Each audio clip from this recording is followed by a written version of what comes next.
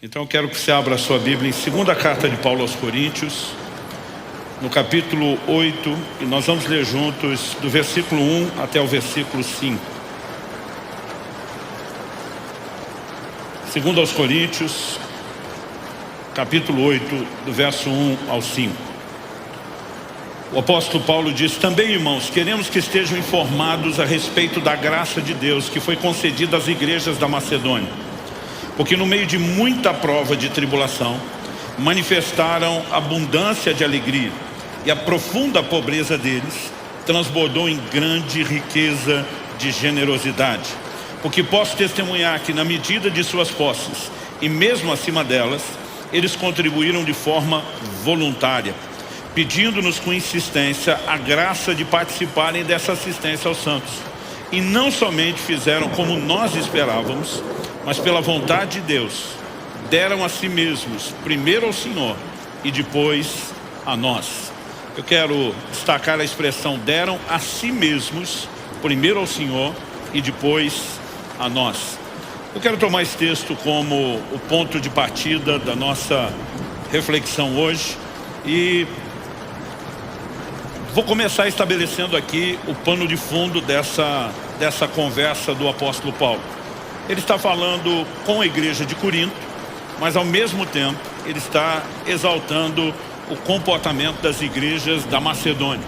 Essa história começa com um registro no livro de Atos, quando um profeta chamado Ágabo anuncia uma fome, uma crise financeira, escassez de alimentos que estava por vir. A Bíblia diz a qual se cumpriu nos dias de Cláudio.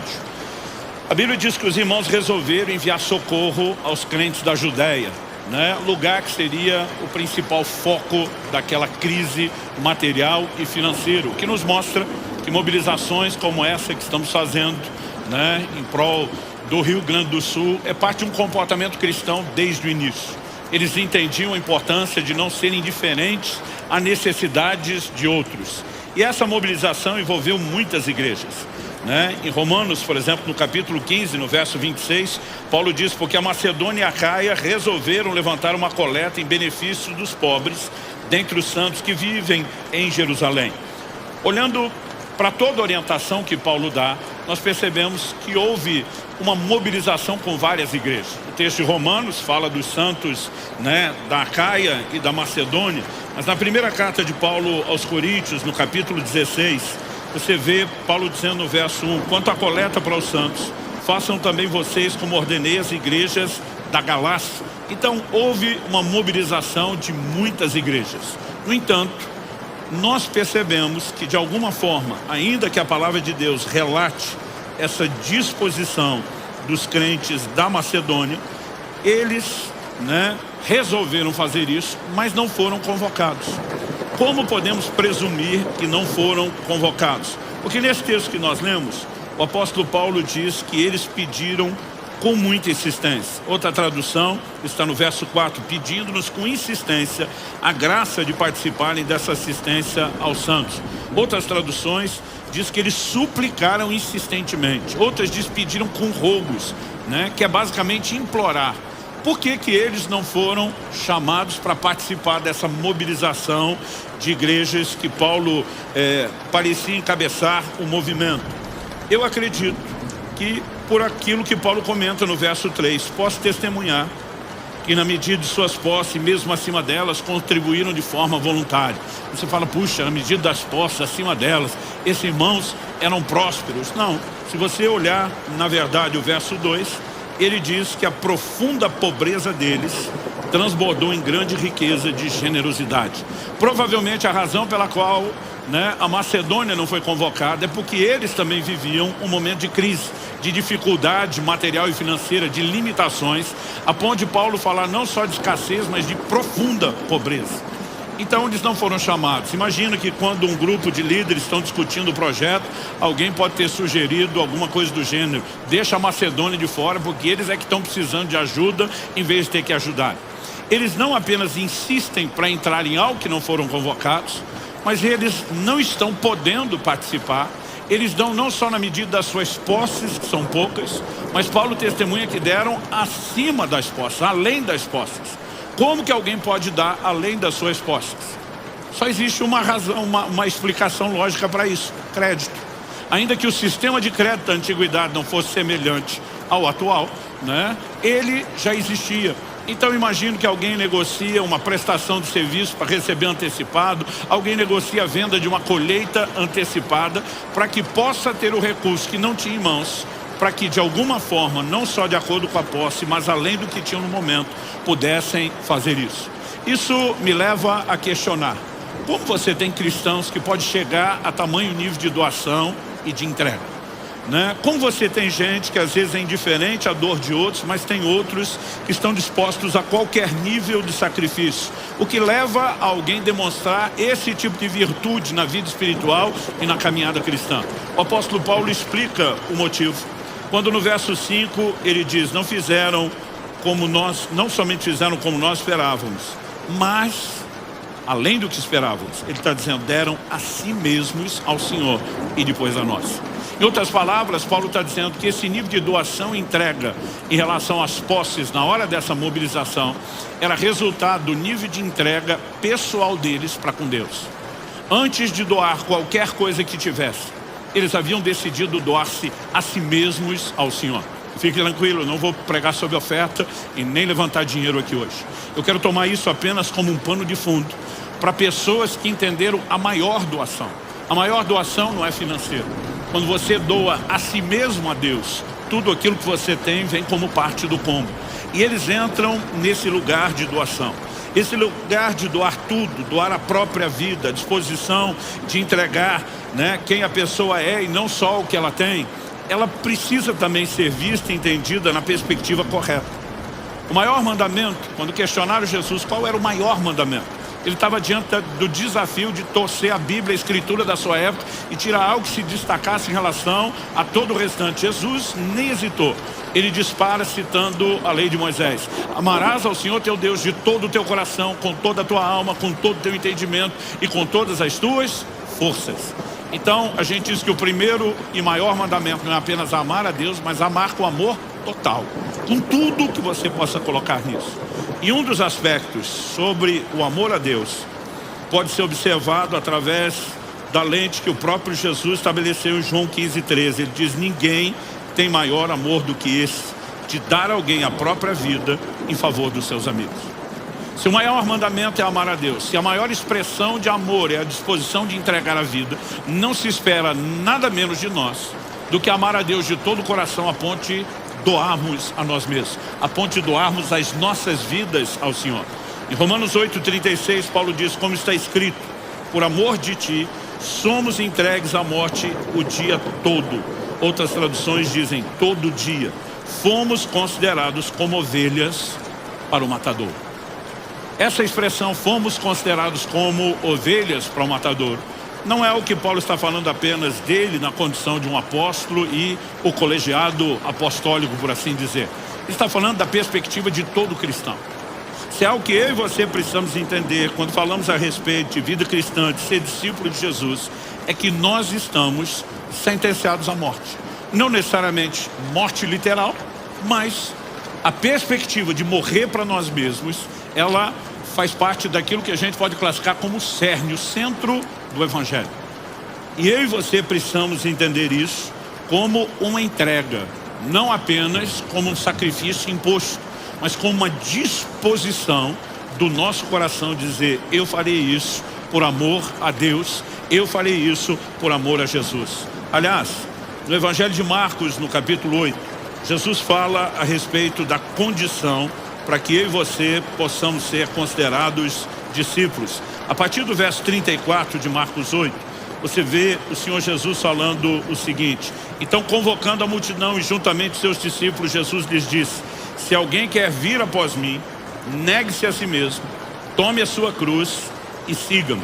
Em outras palavras, Jesus está dizendo: quer ser discípulo? Você precisa entender qual é a exigência. Em Lucas 14:27, Jesus diz: quem não tomar a sua cruz e vier após mim, não pode ser meu discípulo.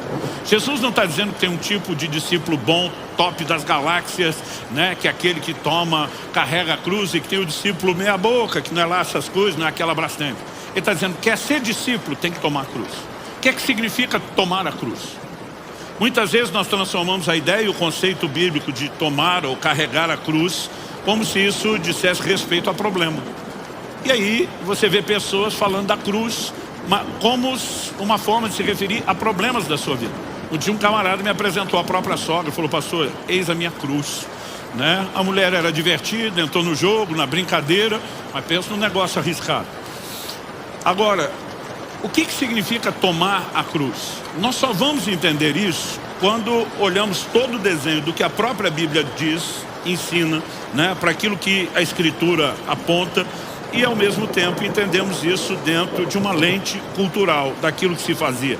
A Bíblia nos mostra, por exemplo, esse registro, caso você esteja anotando, está em Marcos, no capítulo 15 e no verso 21, a Bíblia diz: e obrigaram Simão Cirineu, que passava vindo do campo, pai de Alexandre de Rufo, a carregar a cruz de Jesus. Porque há um momento onde o próprio Jesus não está mais em condição de seguir carregando a sua própria cruz. Mas a Bíblia diz que ele teve que fazer. Há um momento onde, depois de toda a tortura imposta, né, ele não está suportando, então obrigaram alguém a ajudá-lo. O que o Império Romano fazia? A crucificação era uma das formas de execução mais comum para criminosos da época. E eles obrigavam a pessoa que ia morrer a carregar sua própria cruz. Não era apenas uma ideia de, olha, o sentenciado à morte é você, você carregue, mas era uma forma de levar essa pessoa a uma confissão pública. Enquanto ela caminhava pelas ruas carregando a cruz, ela estava declarando: estou sentenciado à morte. Quando Jesus diz: tome a sua cruz, ele está dizendo: você não morreu ainda, mas você precisa sustentar um estilo de vida que declare, ainda que de maneira não verbal, que sua vida já era, que você vai morrer para si mesmo. Quem está entendendo, diga amém. Nós precisamos olhar para a vida cristã e entender que, mesmo que Jesus não tenha falado de morte literal, ele está falando, né, de algo que precisa ser entendido na perspectiva de morrer para si mesmo. Mas o que ele falou não excluía a possibilidade de morte literal, inclusive para os seus discípulos. Eu li Marcos 8, 34, agora eu quero continuar a partir do 35. Logo depois de dizer: se alguém quer vir após mim, negue-se a si mesmo, tome sua cruz e siga-me, nós vemos Jesus dizendo o seguinte: pois quem quiser salvar sua vida, a perderá. E quem perder a vida por minha causa e por causa do Evangelho, esse a salvará. De que adianta uma pessoa ganhar o mundo inteiro e perder sua alma? Que daria uma pessoa em troca da sua alma? Pois quem nessa geração adúltera e pecadora se envergonhar de mim e de minhas palavras, também o Filho do Homem se envergonhará dele quando vier na glória do seu Pai com os santos anjos. Dizia-lhes ainda, agora é Marcos 9, verso 1, mas Jesus não mudou de assunto: em verdade lhes digo, que dos que aqui se encontram, existem alguns que não passarão pela morte, até que vejam ter chegado com poder o reino de Deus. Fiz questão de dizer que não mudou o assunto, porque a divisão da Bíblia em capítulos e versículos, ela aconteceu muito tempo depois, né, da gente ter o cânon bíblico fechado. A divisão em capítulos se deu no momento, e a divisão em versículo cerca de 300 anos depois. No ano 1200 da era cristã, tivemos a divisão em capítulos. Em torno do ano 1500, com o Brasil sendo descoberto, tivemos a divisão em versículos. Essa divisão tinha um propósito: nos ajudar a achar o que está escrito onde. E nem sempre a divisão foi feliz, no sentido de achar, né, alguma espécie de ato ou divisão de narrativa. Aqui o capítulo 9, verso 1, começa com o final da fala do capítulo 8. Na Bíblia que eu tenho, eles fizeram questão de estabelecer uma divisão a partir do versículo 2, que vai falar da transfiguração de Jesus 6 dias depois. Mas eu estou lendo junto esse início de capítulo e comentando, porque ele tem tudo a ver com a declaração de Jesus aqui. Antes de chegarmos no capítulo 9, no verso 1, vamos primeiro falar da frase do verso 35. Quem quiser salvar a vida, sua vida a perderá. Quem perder a vida por minha causa e por causa do Evangelho, esse a salvará. O Senhor Jesus estava falando o quê? Sobre tomar a cruz, sobre morrer para si mesmo. E ele emenda: quem quiser salvar sua vida. Do que ele está falando? Quem quiser escapar da proposta de morte que eu acabei de apresentar. Eu lembro que na adolescência, quando eu comecei a estudar a Bíblia, eu li essas expressões: quem quiser salvar a vida vai perder, quem perder vai salvar. E eu achava que estava falando de salvação no sentido espiritual. Mas isso seria completamente incoerente e lógico. Quem quer salvar sua vida vai perder, vai para o inferno. Mas quem quer perder, não está nem aí para Deus, vai salvar. Seria algo irracional. Jesus não está falando de salvação espiritual. Ele acabou de falar, tem que tomar a cruz e morrer para si. Quem quiser ativar o instinto de sobrevivência e salvar a sua própria vida da cruz que eu estou propondo, esse vai perder. Mas quem perder, vai salvar. Jesus estava dizendo que toda tentativa de lutar contra a proposta de cruz, de morrer para nós mesmos, ela sempre trará prejuízo. Mas toda disposição de entregar, né, aquilo que nos leva a esse lugar da entrega, nos poupa de determinados prejuízos. Daqui a pouco eu vou explicar um pouquinho melhor essa distinção. Evidentemente, quando Jesus chega no verso 9 e fala, em verdade lhes digo que dos que aqui se encontram, existem alguns que não passarão pela morte até que vejam o reino de Deus ter chegado com poder. Aqui ele já está falando de morte literal. Então Jesus abre o assunto falando de morrer para si mesmo, mas ele inclui a possibilidade de que seus discípulos possam chegar ao ponto onde tenham que literalmente morrer por ele. A verdade, quando você vai estudar os registros históricos, aquilo que no primeiro século começa a ser comunicado, né, de boca em boca, de uma geração para outra, nós chamamos isso da tradição oral. Posteriormente, ainda nos primeiros séculos, passaria a ser escrito, né, e se tornariam registros históricos. Para nós não tem o peso de confiabilidade bíblica, né, mas pelo menos nos informa aquilo que desde as primeiras gerações era comum que eles contassem a respeito de determinadas experiências. E quando falamos sobre isso, os registros da tradição apontam que todos os apóstolos, incluindo Matias, substituto de Judas, foram martirizados, menos um, menos o apóstolo João. Os dados, no caso de um ou outro dos discípulos, podem divergir em registros posteriores, mas o que se diz sobre como os apóstolos morreram, só a título de curiosidade, é o seguinte, botei aqui em ordem alfabética. André morreu em uma cruz em forma de X. Alguns acreditam que isso tenha acontecido fora dos termos do Império Romano. Bartolomeu, também conhecido como Natanael, foi esfolado vivo e crucificado de cabeça para baixo. Outras fontes dizem que teria sido chicoteado até a morte. Filipe foi enforcado. João teria sido, de acordo com a tradição, lançado num caldeirão de óleo fervente e, como sobreviveu, posteriormente foi exilado na ilha de Patmos, o lugar onde ele teria as revelações do Apocalipse. Judas Tadeu, o outro, morreu como mártir pregando o evangelho na Síria e na Pérsia. Mateus foi morto à espada. Matias foi apedrejado e depois decapitado. Simão Pedro foi crucificado, de acordo com a tradição, de cabeça para baixo. Simão, o Zelote, acredita-se que também tenha sido crucificado. Tiago, o menor, nós temos dois, né? Também crucificado, alguns dizem que junto com Simão Zelote. Tiago, o maior, ele é o único que nós temos no registro bíblico, lá no livro de Atos. Herodes o passou ao fio da espada. Alguns acreditam que apenas ele tenha sido, né, morto pela espada, outros defendem a ideia de que ele foi decapitado. E Tomé foi atingido por uma lança, sendo que outras fontes só dizem que teria sido martirizado na Índia, sem mencionar como. Eu quero apresentar essa ideia dos apóstolos morrendo de forma literal, porque isso também tem a ver com a aplicação que eu quero trazer desses princípios. Nós vimos que Jesus afirmou, se alguém não tomar a cruz, não pode ser meu discípulo. Em outras palavras, não tem jeito de ser discípulo de Jesus sem que você assuma que foi sentenciado à morte, a morrer para si mesmo. Fato. Agora, algo que eu e você precisamos entender, que morrer para si mesmo, não apenas o morrer literal, é uma questão de tempo. Nós vimos Jesus falando, se tentar salvar, escapar da cruz, da morte a qual você foi sentenciado, vai perder. Se dispuser a perder, vai salvar. Isso não significa morrer ou não morrer. Mas Jesus está dizendo, quando você tenta se poupar, você vai acrescentar mais dores. Quando você se entrega, e se entrega logo, vai sofrer menos. Um bom exemplo disso é quando nós consideramos aquilo que Jesus falou em Mateus, no capítulo 21 e no verso 44.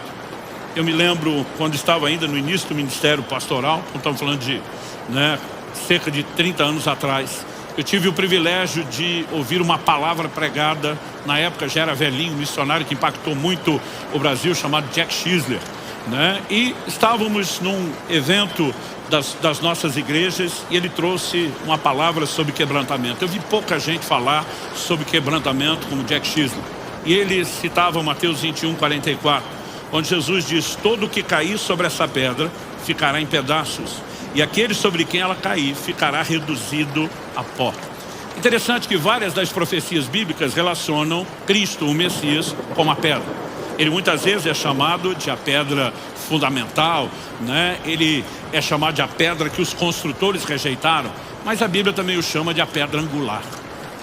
E muitas vezes a gente não consegue fazer a diferença entre uma pedra de um alicerce e a pedra angular. A pedra angular, ela não está embaixo, ela está em cima. Nas construções romanas, do tempo em que Jesus disse isso, e era muito comum os arcos, até hoje você vê nas ruínas do Império Romano a presença de arcos, que inclusive muitos deles estão intactos. Aquela pedra do centro do arco, ela era chamada de angular, porque ela tinha um corte de um ângulo que tinha que ser medido com perfeição, para que houvesse o encaixe de todas aquelas pedras e elas ficassem em sustentação, apoiando uma na outra. Quando o corte da pedra angular não era muito calculado, né, devidamente ajustado, e ela poderia cair, então todo aquele arco desmoronaria. Então Jesus está falando de uma pedra que cai e de uma pedra que já está no chão. Ele diz que se jogar sobre a pedra que está no chão, quebrantamento voluntário, o Jack Shisley dizia, será feito em pedaços, é um nível de quebrantamento. Mas ele diz, aquele sobre quem a pedra cair será reduzido a pó, é outro nível de quebrantamento. Eu lembro dele dizendo algo que me marcou profundamente. Você encontra nessa analogia algo que tem harmonia com todo o ensino bíblico. Ele dizia, ou você se lança sobre a pedra, ou a pedra vem atrás de você. Mas que vai ser quebrantado, vai. É uma questão de tempo. No entanto, quem se lança logo é feito em pedaços. O nível de quebrantamento é menor. Aquele que a pedra tem que ir atrás vai ser reduzido a pó. É outro nível de quebrantamento. A questão não é se vamos morrer para nós mesmos, ou se seremos ou não quebrantados. A questão é qual a conta que será paga. Quando relutamos, deixamos ou tornamos o processo mais difícil. Isso me faz olhar para o próprio texto de Marcos 8 e questionar uma informação que eu apresentei para vocês aqui. Por que João foi o único que não foi martirizado? A Bíblia diz que Deus não faz acepção de pessoas. Eu não aceito a ideia de Deus ter filho predileto, a menos seja eu. Aí dá para abrir uma exceção. Fora isso, né, não, falando sério, não tem margem ou perspectiva de você olhar, né, para Deus simplesmente dizer, eu vou amar mais um do que a outra. Ele nos ama a todos igualmente. Mas por que você tem um camarada que escapa? Se o que a tradição diz foi exato, e quando chegar no céu eu quero perguntar para João, aquele negócio do caldeirão de óleo fervente rolou mesmo, né? Ou era lenda urbana? Porque isso não está na Bíblia para a gente poder botar toda a confiança. Porque se isso aconteceu, só torna as coisas piores. Porque não é nem que João não teria tido, entre aspas, a oportunidade. Significa que ele simplesmente não podia morrer. Agora, será que existe algo que tenha determinado o custo dessas coisas? Eu particularmente acredito que sim. Quando em Marcos 9, verso 1, terminando o assunto, Jesus diz, em verdade há alguns aqui que não vão morrer antes de verem ter chegado com poder o reino de Deus, né? Eu acredito que Jesus já estava prevendo isso. O problema é que Jesus não falou há um aqui. Jesus usa a expressão alguns, o que me faz acreditar que a declaração de Jesus serviria para vários deles, mas se aplicou somente a um. Assim como aquilo que Deus oferece. A mesma Bíblia que diz que Deus deseja que todos se salvem, vai dizer que a salvação não é de todos. Não há uma contradição. Deus deseja e oferece para todo mundo, mas nem todos vão aceitar aquilo que Deus está oferecendo. Isso me faz imaginar que Jesus faz uma declaração de algo que está disponível, mas nem todos usufruíram. A pergunta é, o que leva João a ser tratado de forma diferente? Eu comecei a estudar a Bíblia com mais dedicação aos 15 anos de idade. E como adolescente, onde tudo é um pouco mais dramático na cabeça da gente, me incomodava o fato de que a Bíblia chama João de o discípulo amado. E quando estudando eu descubro que ele foi o único que não foi martirizado, a ideia que eu pensava é, o bichinho era realmente mais amado que os outros, porque Deus poupou ele do que não poupou os outros. Mas essa ideia me incomodava, mas Deus não faz acepção de pessoas. Mas a Bíblia diz que João reclinava a cabeça no peito de Jesus. Eu, com aquele sentimento de um garoto imaturo de 15 anos, ficava imaginando que se eu fosse um dos 12, eu ia ter ciúme de João, com certeza. Eu fico imaginando aquelas viagens longas, eu ia ficar jogando pedrinha no João para irritá-lo, eu ia dar o trança-pé atrás dele, eu acho que de vez em quando no barco ia dar um jogo de corvo, derrubar o João para dentro d'água, porque aquele negócio me aborrecia, tentando me colocar no lugar dos outros. Por que que esse vai ser mais amado? Eu lembro do dia em que, perturbado com isso, tentando entender o que a Bíblia dizia, o Espírito Santo falou algo comigo que me chamou a atenção. Ele disse: a minha palavra não diz que eu reclinava a cabeça no peito de João. Ela disse que João reclinava a cabeça no meu peito. Eu falei, e? Ele falou, e? Isso significa que eu não trato nenhum de vocês de forma diferente. Mas aqueles de vocês que resolvem me tratar diferente dos demais, conseguem me agradar. E de repente eu comecei a olhar as coisas sobre outra perspectiva. Peraí, é João que está tratando Jesus diferente? Por que que a gente resolve acreditar que é Jesus que está tratando João de forma diferente? E aí a pergunta não é só essa. João fez alguma coisa que o diferenciava dos demais apóstolos? E aí você tem uma resposta bíblica sobre isso. Evangelho de João, no capítulo 21, se você puder me acompanhar lá, nós temos um momento onde o Senhor Jesus encontra Pedro, que o havia negado 3 vezes. Jesus lhe pergunta por 3 vezes se o ama. Jesus está dando a oportunidade a Pedro de consertar as coisas, de reafirmar o seu amor, o seu valor. Mas o curioso é que a primeira pergunta de Jesus para Pedro é: e aí, Pedro, você me ama mais do que esses outros? Será que Jesus queria incitar uma competição de amor? The Love Contest, né? Um campeonato de amor, alguma coisa do gênero? É lógico que não. Quando os discípulos começam a disputar entre si qual deles era o maior, Jesus deu um toco, uma bronca neles. E ele não ia provocar esse tipo de competição. Mas Jesus está falando isso porque na última ceia, quando ele diz, um de vocês vai me trair, a maioria dos discípulos começa a perguntar, porventura sou eu? Eles estavam se vendo como candidatos potenciais à queda, ao fracasso. E quando todo mundo está perguntando, porventura sou eu, tipo, pode acontecer comigo? Pedro não só não pergunta, porventura sou eu, como ele disse para Jesus, por ti eu daria a minha vida. Tipo, eu não só não sou esse maluco que o Senhor está falando, como eu morreria por você. Imagina a encarada messiânica de Jesus em Pedro. Pedro, você morreria por mim. Jesus diz, ainda essa noite, tipo, não vai nem demorar. Antes que o galo cante, você vai me negar 3 vezes. E quando Jesus é preso, a gente tem que dar um desconto, que o Pedro até tentou defendê-lo, puxa uma espada, corta um pedaço da orelha de Malco, servo do sumo sacerdote. Mas quando Jesus manda guardar a espada, eu acho que é a hora que Pedro pensa, se o senhor quer mesmo ser preso e provavelmente enfrentar a morte, Deus lhe abençoe. Eu não quero. E a Bíblia diz que todo mundo fugiu, que cumpriu-se naquele dia a escritura, ferirei o pastor, o rebanho se dispersará. Não sobrou um, todo mundo fugiu.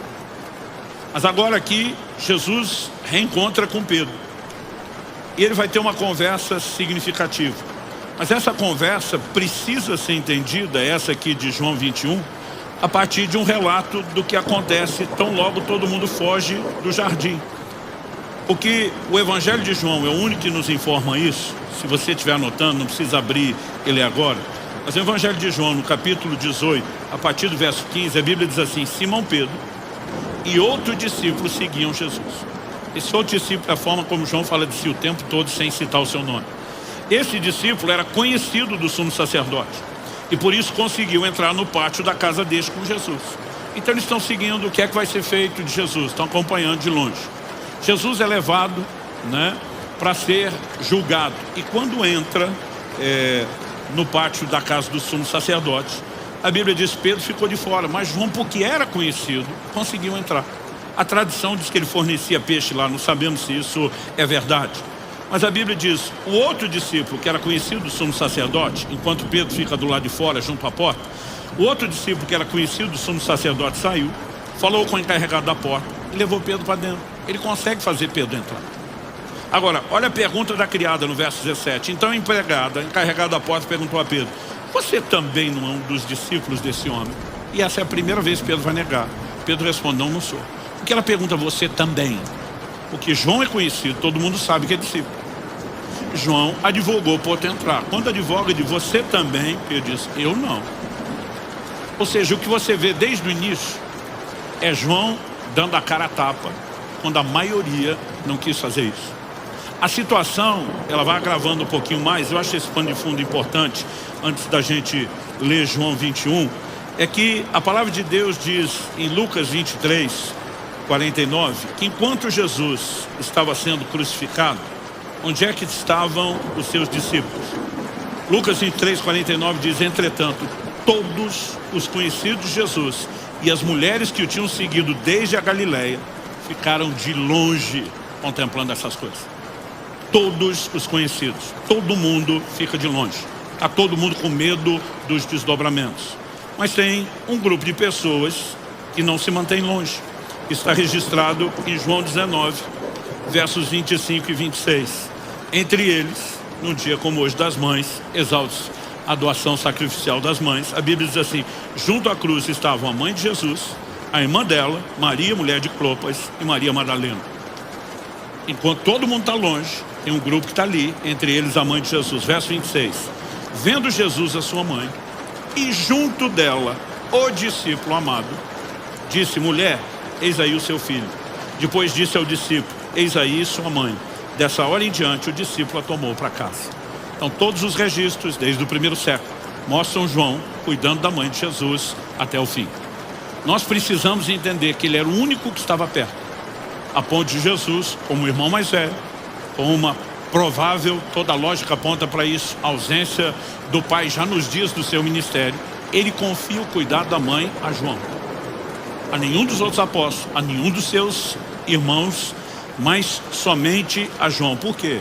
João era o único que estava lá, era o único que estava perto. Pastor, o que isso tem a ver? Eu acho que a gente entende melhor em João no capítulo 21, a partir do verso 18. Depois de Pedro afirmar por 3 vezes que amava Jesus, Jesus diz para ele assim no verso 18: em verdade lhe digo, que quando era mais moço, você se cingia e andava por onde queria. Mas quando for velho, estenderás as mãos, outro cingirá e o levará para onde você não quer ir. Quando Jesus está falando sobre quando era mais moço e ser mais velho, ele não está falando apenas de idade cronológica, mas presuma-se também a presença de maturidade, né, ou a falta dela. Durante muito tempo nas minhas bíblias de estudo, e antigamente a gente só tinha as de papel, eu simplesmente colocava um ponto de interrogação do lado desse versículo 18: estenderás as mãos. Ficava pensando, o que é isso? Eu demorei anos para perceber que a explicação estava no verso seguinte, o 19. Jesus disse isso para significar com que tipo de morte Pedro havia de glorificar a Deus. E depois de falar assim, Jesus acrescentou: siga-me. Então olhe para cá um instante. Estenderás as mãos. Morte por crucificação. A forma de execução mais comum no Império Romano. Agora, o que é que Jesus está falando para Pedro? Ele pergunta: Pedro, você me ama mais do que esses seus irmãos? Porque Pedro lá atrás tinha dito: eu te amo a ponto de morrer por você. E o Pedro que falou isso, na hora H, ele simplesmente vazou, deu no pé, nega Jesus. Então ele agora está respondendo para Jesus: olha, amar eu amo, não é aquela Brastemp, tem um jogo de palavras no grego, onde Jesus pergunta uma intensidade de amor e Pedro responde outra menor. Mas depois das 3 vezes, Jesus agora olha para o Pedro e diz o seguinte: Pedro, seu amor vai crescer. Você achou que me amava a ponto de morrer e descobriu que não está pronto. Mas eu acredito em você, Pedro, e o seu amor vai crescer. Vai chegar o dia onde você vai glorificar Deus morrendo por mim. Em outras palavras, Jesus está dizendo: não adiantou nada você fugir da morte no início. O que morrer por mim é uma questão de tempo. Sua hora vai chegar e você vai ser crucificado. Depois que Jesus fala isso, ele olha para o Pedro e diz: me segue. O Pedro está desanimado. Marcos 16 diz que o anjo que aparece da notícia da ressurreição diz: ide dizer aos discípulos e a Pedro. Ele é o único mencionado por nome, porque acredito, se não fosse convocado por nome, não estaria no grupo. Ele já se imaginava cortado da seleção depois do fiasco ter negado Jesus da forma como fez. Agora Jesus olha para ele e diz: Pedro, considerando não o que você tem hoje, que você ainda não está pronto para morrer por mim agora, mas que você vai chegar lá, então acredite, siga-me. Jesus usa a mesma palavra do início. Ele está dizendo: eu não desisti de você, eu estou contando com você, você está dentro do time, mas que vai morrer, vai. Agora, olha o verso seguinte, o 20. Então Pedro, voltando-se, viu que o discípulo a quem Jesus amava vinha seguindo. Era o mesmo que na ceia havia se reclinado sobre o peito de Jesus para perguntar: Senhor, quem é o traidor? Ao vê-lo, Pedro perguntou a Jesus: e quanto a este? A gente tem uma mania terrível de comparação. Jesus respondeu: se eu quero que ele permaneça até que eu venha, o que você tem com isso? Traduzindo, isso lá é da sua conta. Quanto a você, siga-me. Jesus está dizendo, foque em você. O que eu tenho com ele é outra conversa. Mas olha o verso 23. Então se espalhou entre os irmãos a notícia de que aquele discípulo não morreria. Ora, Jesus não tinha dito que tal discípulo não morreria, mas eu quero que ele permaneça até que eu venha. O que você tem com isso? Agora, a pergunta aqui é, quem espalhou? Pedro, além de negar Jesus, linguarudo.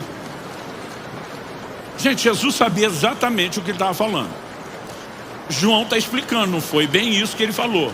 Dos três sobrou quem? Pedro. Quando a Bíblia diz que João está seguindo, Pedro e João aparecem muitas vezes conectados. Correm juntos para o túmulo de Jesus. Na hora de levantar o paralítico, eles eram próximos. Eu imagino a angústia do João, que foi testemunha ocular de vendo Pedro negar Jesus da forma como fez, quando ele o tempo todo agiu de forma diferente. Agora Jesus o chama para uma conversa em separado. E Deus nunca vai expor algumas questões nossas na frente do grupo. Ele está tratando com Jesus à parte.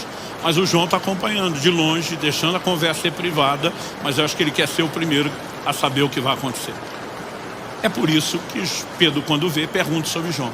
Agora imagina o Pedro voltando para o lugar onde estão os outros discípulos na praia que estavam pescando. Imagina o Pedro voltando meio cabisbaixo, chutando areia pelo caminho. E quando ele chega, os outros, e aí? E aí o quê? Tá no time? Ah, tô. Ele me falou, siga de novo. Ele me manteve dentro. Mas Pedro, cadê a empolgação? Foi que ele falou uma outra coisa que está me perturbando. Ele falou que não adiantou nada eu fugir da morte, porque é só uma questão de tempo. Ele falou da maneira como eu vou ter que glorificar Deus com a morte específica. Tu não é mesmo, Pedro? Imagina ele falando, e vale para vocês tudo, cambada, porque todo mundo correu. Aí imagina o Pedro olhando para ele dizendo, só tem um que não vai morrer. Os caras, não. Pedro, adivinha quem? Os caras, não. João.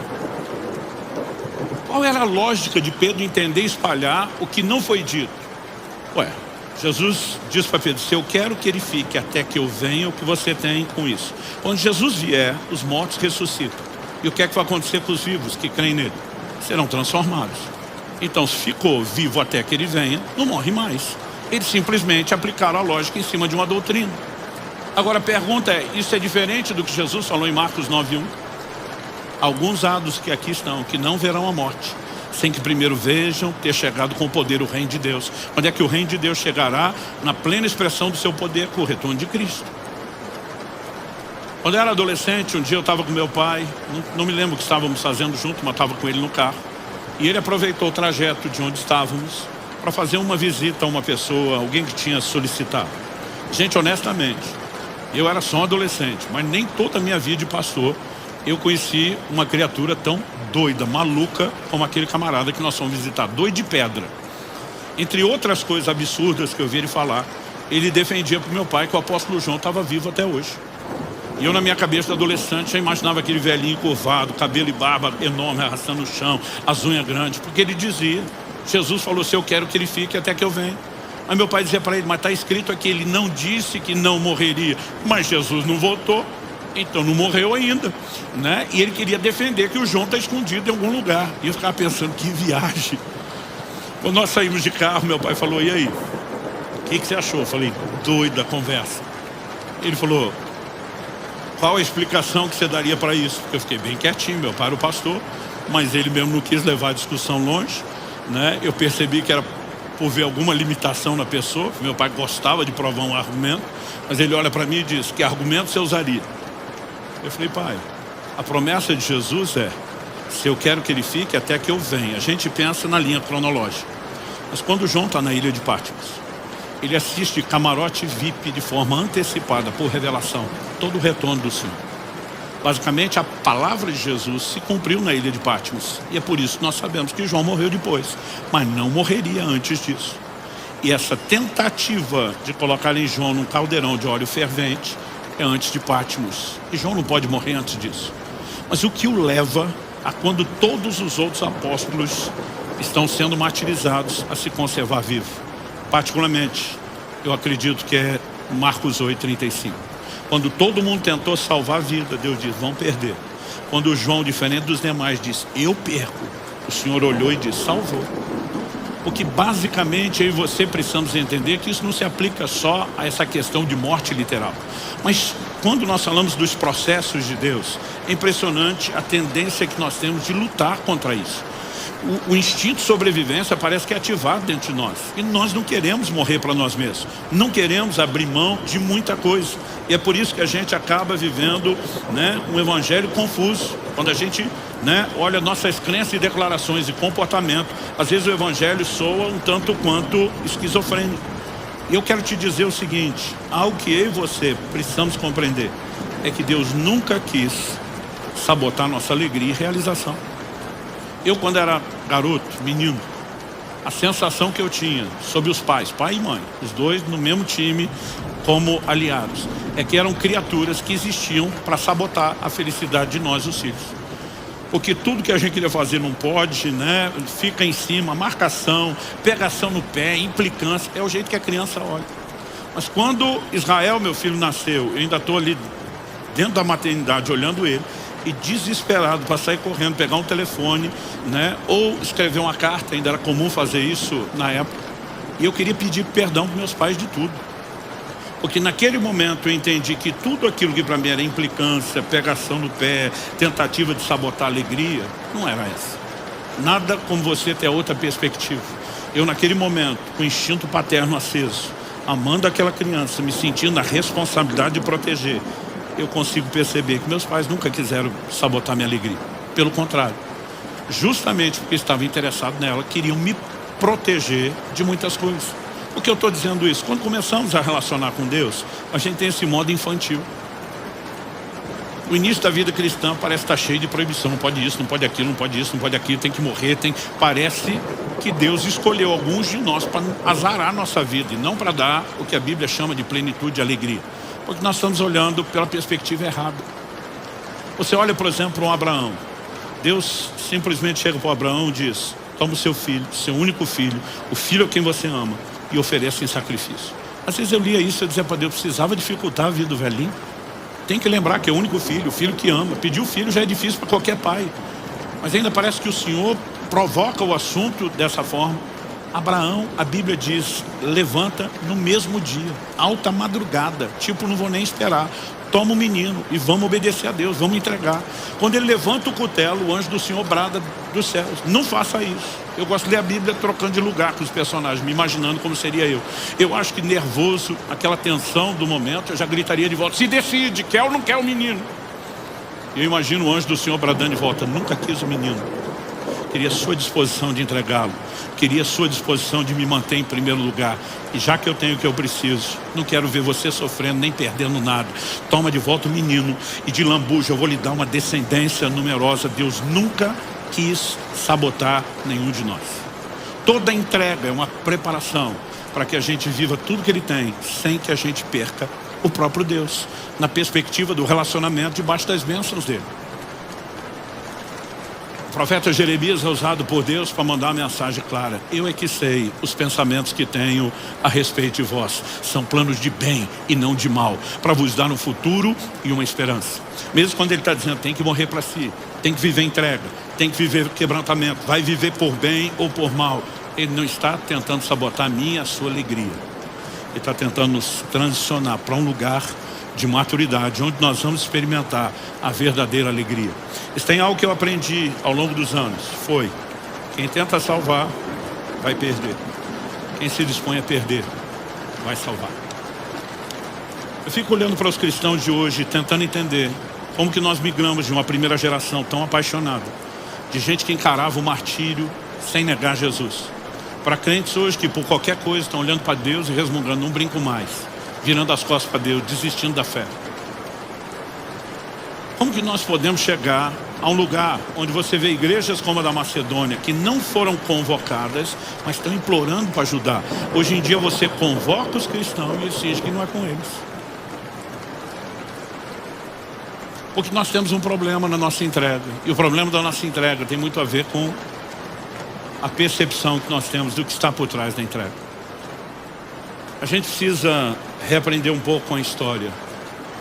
Como o Evangelho começou a ser vivido desde mais de 2000 anos atrás. Agosto de 2003, eu e Kelly estávamos pregando na Europa pela primeira vez, na Itália, e conseguimos um dia, tínhamos saído da cidade do interior e passar por Roma, e a pastora Roseli, nossa amiga lá de longa data, ela falou: olha, se vocês estiverem dispostos a encarar a correria, eu quero dar um tour básico em Roma. Um dos primeiros lugares onde ela nos levou, Piazza de Espanha, Praça de Espanha. O lugar conhecido por ter sido um dos vários lugares onde Nero decidiu iluminar as ruas de Roma incendiando cristãos. A história conta que esses cristãos estavam amarrados, aguardando a morte, o momento de serem incendiados, mas permaneciam cantando e louvando a Deus. Quando a maioria de nós hoje, que perdeu o emprego, que quebrou o carro, que faltou isso aqui, está dizendo: Deus não me ama, eu também não amo de volta. Esses camaradas estavam aguardando a morte. Naquele momento meus filhos eram pequenos, eram crianças. Eu fiquei pensando, eu não teria nenhuma dificuldade de morrer, de partir, pensando na certeza de salvação. Mas eu fiquei pensando a fé que eu teria que ter naquele momento, se eu partisse deixando filhos pequenos, sem saber o que seria da continuidade da vida deles. Qual o nível de confiança que essa turma tinha que ter em Deus? A história diz que eles permaneciam cantando, e quando ateavam o fogo, a lenha e a chama subia, chegava no corpo, e era impossível continuar cantando, porque eles começavam a se contorcer e gritar de dor. A tradição diz que o que estava amarrado no lugar mais próximo continuava o cântico, onde o primeiro havia interrompido pelos gritos. E esse era o espetáculo que Roma assistia. Gente que permanecia adorando o Senhor até o fim. Eu fui no Coliseu aquele dia pela primeira vez. É impossível não chorar naquele lugar. Imaginando crentes se ajoelhavam, famílias inteiras, esperando ser despedaçado pelas feras, e erguiam suas mãos adorando a Deus até o último instante. Como nós pudemos decair de uma igreja de discípulos com esse nível de entrega a um evangelho tão banalizado como hoje em dia, onde parece que Deus só é importante para dar tudo que a gente quer, e se Ele não mimar a gente ativa o modo mulher de Jó: amaldiçoe seu Deus e morre. A gente precisa reaprender a entrega, e nós precisamos entender que por trás da entrega nunca existe perda. O livro de Hebreus fala de alguns que não aceitaram o seu livramento. Quando está falando de gente que foi liberta da morte porque exerceu fé em Deus, fala de alguns que não quiseram o seu livramento, não aceitaram. Poderiam ter aplicado fé para aquilo, mas disseram: nós não vamos ao crédito. A Bíblia diz: porque visavam uma superior ressurreição. Todos os mártires, todos aqueles que morreram por amor a Cristo, por ocasião da ressurreição, terão um nível de glória diferenciado, porque é impossível viver entrega e Deus tratar isso com prejuízo. Quem está entendendo, diga amém. Diferente da maior parte do mundo, nós vivemos a liberdade do Evangelho, onde podemos professar nossa fé sem nenhum perigo. Estamos vivendo o início de uma perseguição que é institucional, que é ideológica, mas nem se compara a lugares do mundo onde nossos irmãos estão literalmente derramando sangue por causa da fé. E ainda assim, sem que a gente seja exposto a esse nível de hostilidade, parece que nos menores testes a gente não demonstra o entendimento do que é doar-se a Deus. Mais do que doar qualquer coisa, que Deus espera uma entrega completa. Mas algo que eu e você não podemos deixar de ter em mente é que quando nos dispomos a perder e dizemos: vamos doar, Deus está dizendo: a minha perspectiva está salvando, você vai estar no lucro. Mas quando a gente fica lutando para proteger, não quero, a conta acaba sempre ficando mais dolorosa. Porque você se lança sobre a pedra e se faz em pedaços, ou a pedra vem atrás de você e vai reduzi-lo a pó. Mas porque nos ama e quer nos levar a um lugar de profundo desprendimento do resto, para que haja uma profunda conexão a Ele. Deus tem uma proposta incondicional. Não dá para ser discípulo e não encarar a cruz. A minha proposta a você nesse dia de hoje é que você possa não apenas repensar, mas renovar a sua disposição de entrega de vida para com o Senhor Jesus. Feche seus olhos por um instante. Meu Deus, eu oro por cada um dos meus irmãos e irmãs nesse lugar, por aqueles que nos acompanham via internet, pela transmissão, por aqueles que terão contato com essa palavra gravada. Eu oro que esse seja um momento não apenas de reflexão, mas de iluminação do alto. Nós pedimos que o Senhor revele a dimensão do nosso compromisso, porque muitas vezes, à semelhança de Pedro, podemos estar nos enganando. E sabemos que a única intenção do Senhor dispor isso não é nos colocar debaixo de culpa ou condenação, mas nos dar a oportunidade de fortalecer o compromisso, como o Senhor fez com Pedro. Nós somos gratos porque vivemos dentro de um contexto e estrutura onde temos a liberdade, temos, como Paulo escreveu a Timóteo, vida mansa e tranquila. E nenhum de nós precisa sequer se preocupar se nesse momento terá que morrer por causa da fé. Mas ainda assim, Senhor, a fragilidade do nosso compromisso não condiz com o nível da sua entrega, muito menos da sua expectativa. E nós te pedimos que os nossos olhos se abram, que o Senhor, por meio da tua palavra e da ação do teu Espírito, nos dê a perspectiva correta, o entendimento correto. Nós queremos viver a plenitude do que o Senhor tem. Isso significa não pular, ó Deus, os processos necessários. Semana passada falamos de processos que conduzem à maturidade. Mas também queremos aqueles que conduzem ao compromisso e à intimidade.